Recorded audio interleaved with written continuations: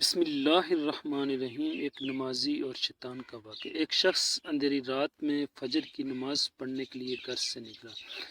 اندھیرے کی وجہ سے اسے ٹھوکر لگ گئی اور وہ منہ کے بل کیچڑ میں گر گیا۔ کیچڑ سے اٹھ کر وہ گھر واپس آیا اور لباس تبدیل کر کے دوبارہ مسجد کی طرف چل دیا۔ ابھی چند قدم ہی چلا تھا کہ دوبارہ اسے ٹھوکر لگی اور وہ دوبارہ کیچڑ میں گر گیا۔ کیچڑ سے اٹھ کر وہ پھر دوبارہ اپنے گھر گیا، لباس بدلا اور مسجد جانے کے لیے دوبارہ گھر سے نکلا۔ جیسے ہی وہ اپنے گھر سے باہر نکلا تو اس کے دروازے پر اس سے ایک شخص ملا جو اپنے ہاتھ میں روشن چراغ تھامے ہوئے تھا۔ چراغ والا شخص چپ چاپ نمازی کے آگے مسجد کی طرف چل دیا۔ اس مرتبہ چراغ کی روشنی میں نمازی کو مسجد پہنچنے میں کسی دشواری کا سامنا نہیں کرنا پڑا۔ وہ خیریت سے مسجد پہنچ گیا۔ مسجد کے دروازے پر پہنچ کر چراغ والا شخص رک گیا۔ نمازی اسے چھوڑ کر مسجد داخل ہو گیا اور نماز ادا کرنے لگا۔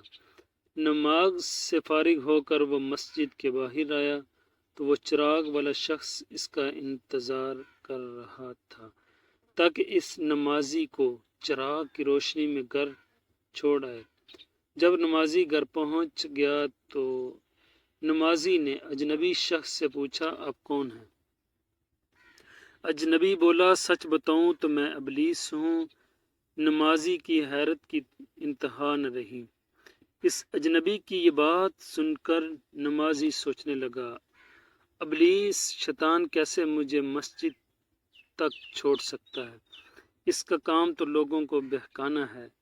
تو اس شخص نے بڑی حیرت کے ساتھ ابلیس سے پوچھا، تجھے تو میری نماز رہ جانے پہ خوش ہونا چاہیے تھا، مگر تم تو چراغ کی روشنی میں مجھے مسجد تک چھوڑنے آئے۔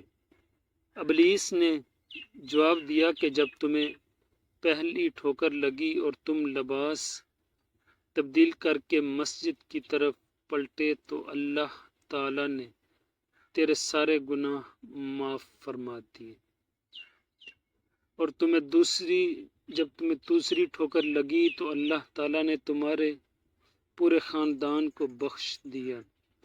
جس پر مجھے فکر ہوئی کہ اگر اب تمہیں ٹھوکر لگی تو اللہ تعالیٰ کہیں تمہارے اس عمل کی بدولت تمہارے سارے گناہوں کی مغفرت نہ فرما دے۔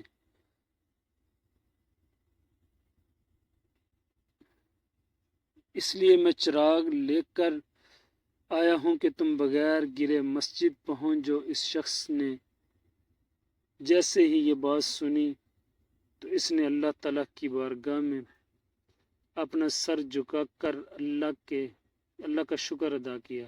تو دوستو، یہ ہے ہمارے رب کی شان، سبحان اللہ۔